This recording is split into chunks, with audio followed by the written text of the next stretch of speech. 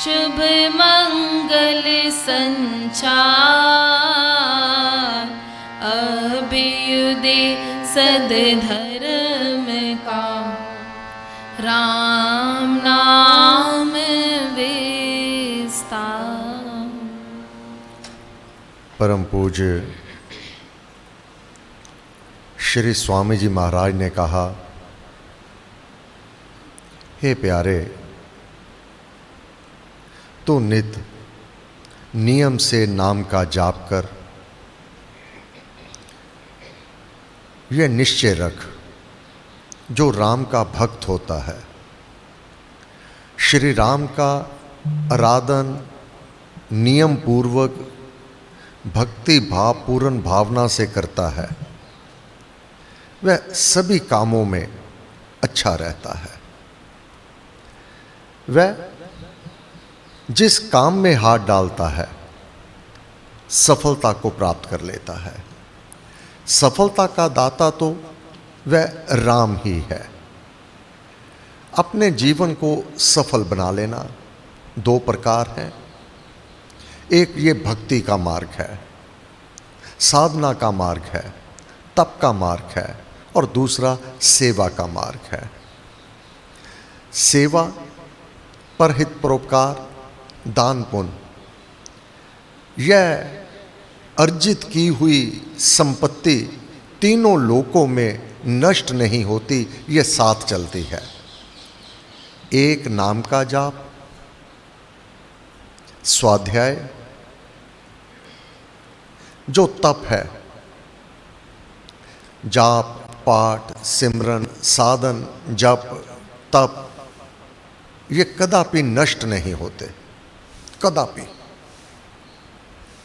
मानव द्वारा किया हुआ जाप, पाठ, ये सदैव उस आत्मा के साथ उसकी सहायता के लिए ये तत्पर रहता है। ये वह पूंजी है, ये नष्ट नहीं होती, ये खर्च नहीं होती।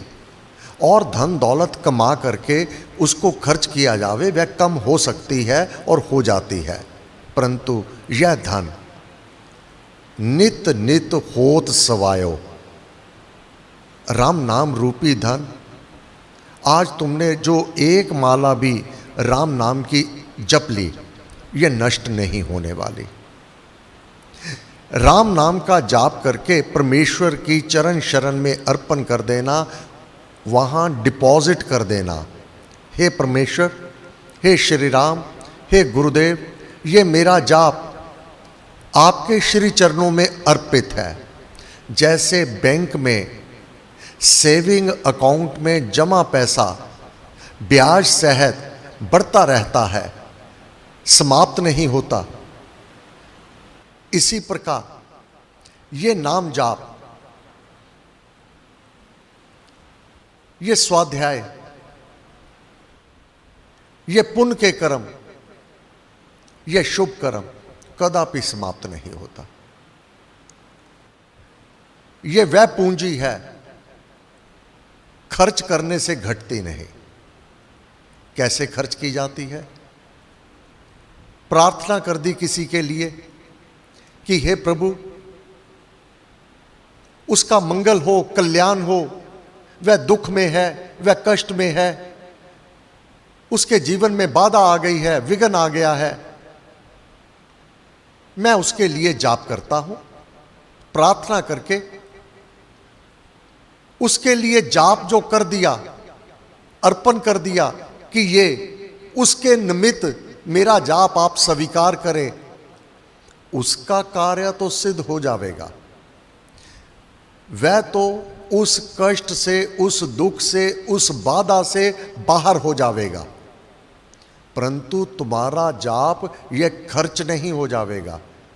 यह तेरी पूंजी, जो पुण्य की पूंजी है, नाम जाप की पूंजी है, जो स्वाध्याय परहित परोपकार की पूंजी है, ये उसमें जमा हो जाएगा, बढ़ता चला जाएगा, ये खर्च नहीं होगा। तब गुरु महाराज ने कहा, जब नाम जाप से अपने आप वह परम पिता परमात्मा तेरे कार्य, तेरे मनोभाव पूर्ण करने लगता है, तब तू अपने लिए सकाम जाप पाठ क्यों करे? तो सकाम गीता प्रमाण है। जब तेरा शुभ कर्म, तेरा जाप, तेरा पाठ, तेरे सुकृत कर्म, इनका फल आप ही आप परमेश्वर के विधान का जो नियम है उसके अंतर्गत उसका पुण्य फल, शुभ फल, सुख, ये सब कुछ उसको परमात्मा को देना पड़ेगा और वह देता है। जब ये ऑटोमेटिकली स्वचालित उसका विधान है, उसका नियम है। भगवान ने कहा श्रीमद् भगवत गीता में, हे अर्जुन, तब साधक अपने जाप को, पाठ को अपने लिए मांग करके उसको साकाम क्यों बनावे? तेरे भजन सुपाठ का जाए पहुंच संदेश, वह तो जाननहार है, पूर्ण पुरुष महेश, वह तो जानता है, वह इतना दयालु है, इतना दयालु है। वह जो उसकी शरण में चला गया, उससे प्रीति कर ली। यह प्रीति दिखाने वाली वस्तु नहीं है, यह आंतरिक अवस्था है। जो उससे प्रीति करता है,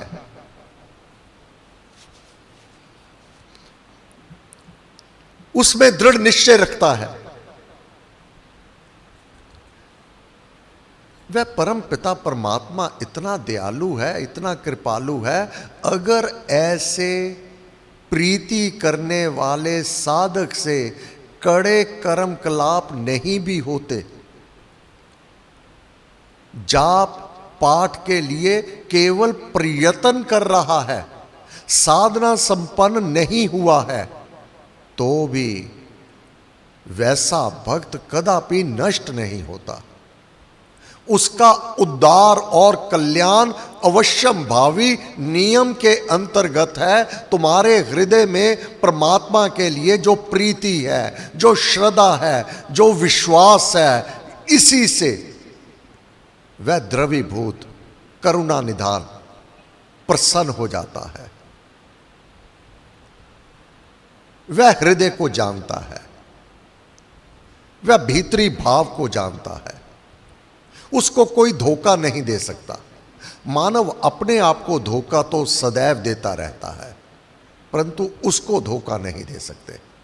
वह बहुत सजग है, अंतर्यामी है, हर ओर देखने वाला, हर ओर जानने वाला है। वह तेरे सूक्ष्म भाव को भी जानता है।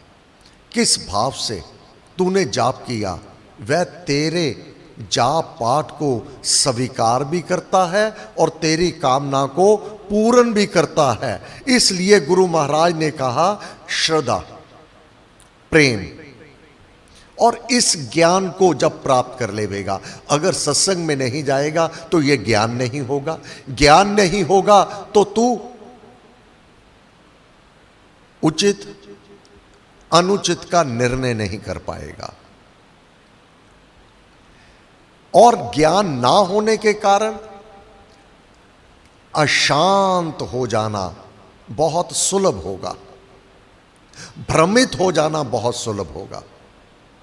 और भ्रमित होकर, अशांत होकर डावाडोल हो जाना कोई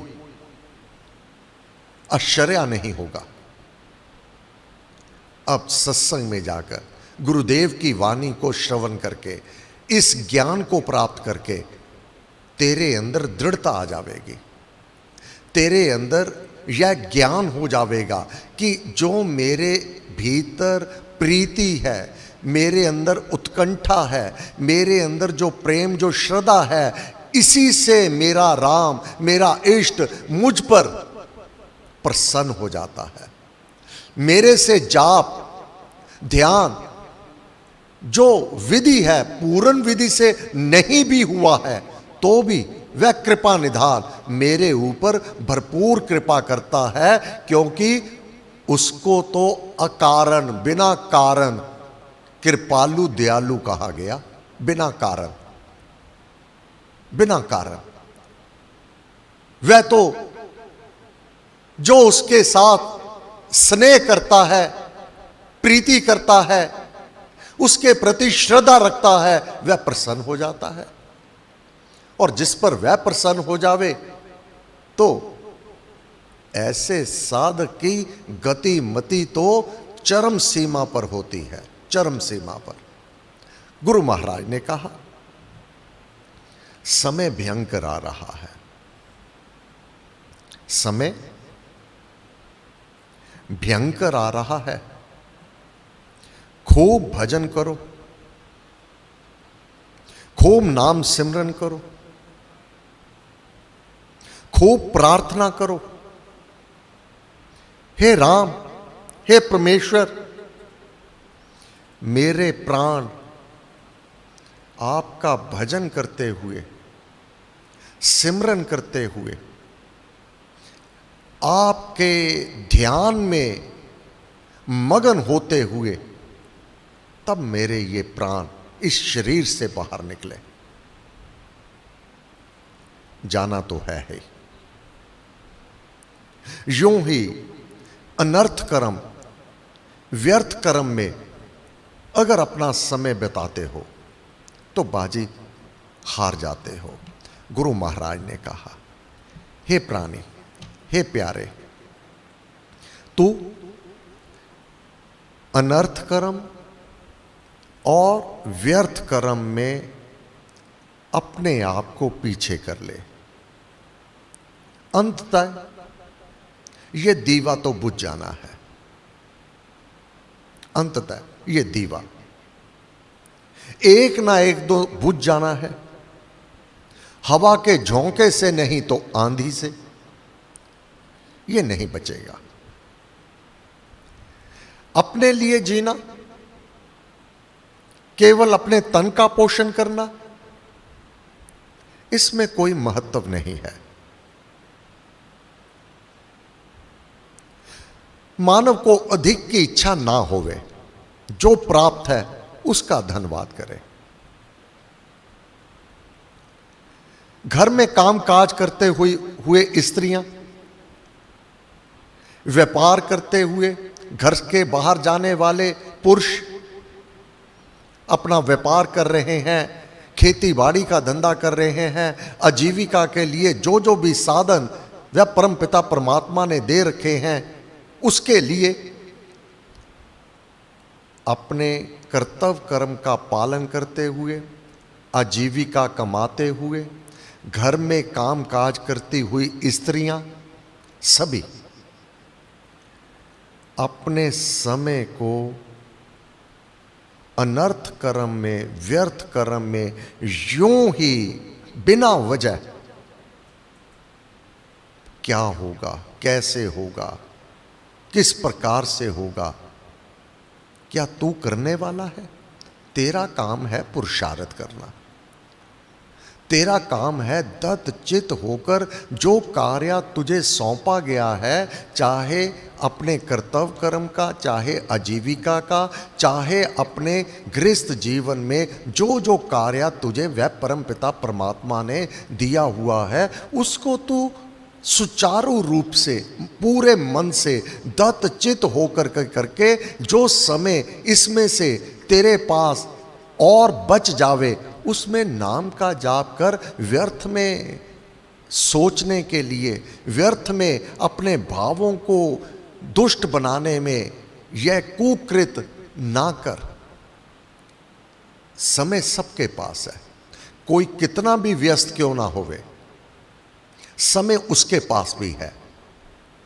वह जो खाली समय है अनर्थ कर्म में, व्यर्थ कर्म में अधिक लगा देते हैं। अनावश्यक विचार ही भीतर कूदते रहते हैं, अनावश्यक ही वार्तालाप, अनावश्यक ही दूसरों की निंदा, अनावश्यक दूसरों की चर्चा जिसकी कोई आवश्यकता नहीं है, ये तुम्हारे कदापि सहायक नहीं होंगे। दूसरों की चर्चा करके तुम्हें क्या मिलेगा? भगवान की चर्चा करो, भगवान के गुणगान करो जो तुझे लाभ प्राप्त करवाने वाला है। दूसरों की निंदा से, दूसरों के अवगुण बार बार स्मरण करने से तुम्हें लाभ क्या होगा? कभी विचार किया? इसके बदले में भगवान का धन्यवाद करो, भगवान की चर्चा करो। कितना सुंदर परिवार तुम्हें दे दिया, कितने प्यार करने वाले ये तुझे सदस्य तुझे प्राप्त हो गए। तेरा आदर मान, तेरा प्यार कितना वह परम पिता परमात्मा के ही द्वारा दिया हुआ है जो ये सब सुख संपदा तुझे प्राप्त है। तू इसका चिंतन कर, ना कि दूसरों का चिंतन कर। उनका चिंतन करने से अशांति होगी, दुविधा होगी और रोष आवेगा। भगवान का धन्यवाद करने से, भगवान के गुणगान करने से मन को शांति होगी, आत्मा को आनंद होगा और शरीर तो सुखी हो ही जाएगा।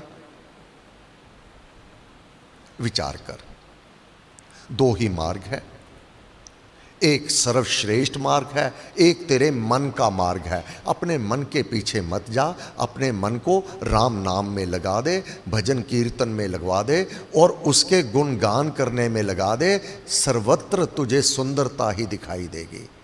फिर तेरा मन भीरू नहीं होगा, तू डरपोक नहीं होगा, तुझ में संशय नहीं होगा और उत्साह और हर्ष शक्ति भरपूर तू प्राप्त कर लेवेगा। ये मनोभाव ही है।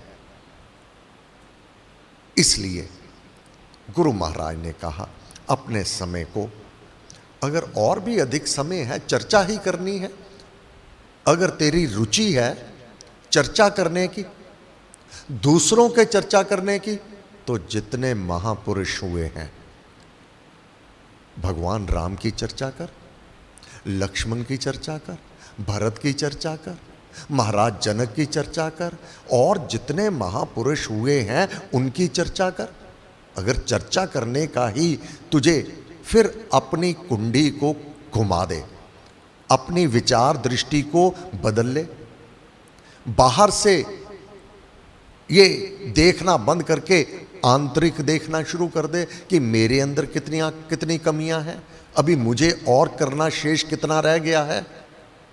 निरीक्षण ही करना है तो अपनी आत्मा का निरीक्षण करो कि वह कहाँ पर है। वह परमात्मा मेरे भीतर है, वह कहाँ पर है। रास्ता भी भीतर है, वह रास्ता कहाँ पर है। आत्मा परमात्मा, इसमें मन कैसे निमग्न हो जाता है।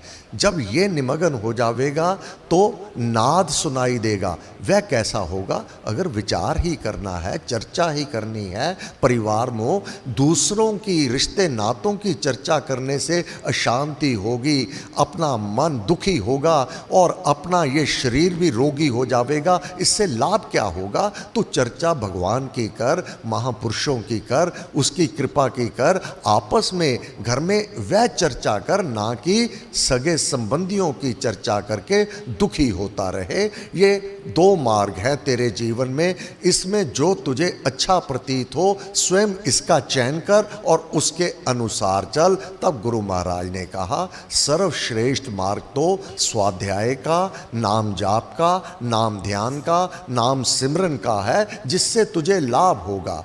निरर्थक व्यर्थ कार्य करने तू स्वयं हृदय से बंद कर दे। हे गुरुदेव, आपको बार बार नमस्कार नमस्कार नमस्कार। आज बुधवार, इस समय अखंड जाप आरंभ होगा जो सायं 4 बजे तक रहेगा। सायं 4 से 5 बजे तक भजन कीर्तन होंगे। वृद्धि आस्तिक भाव के शुभ मंगल संचार, अभ्युदय सद्धर्म का, राम नाम विस्तार।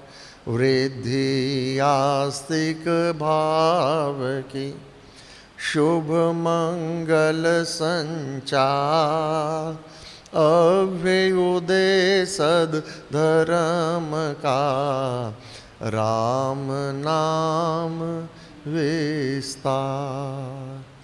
राम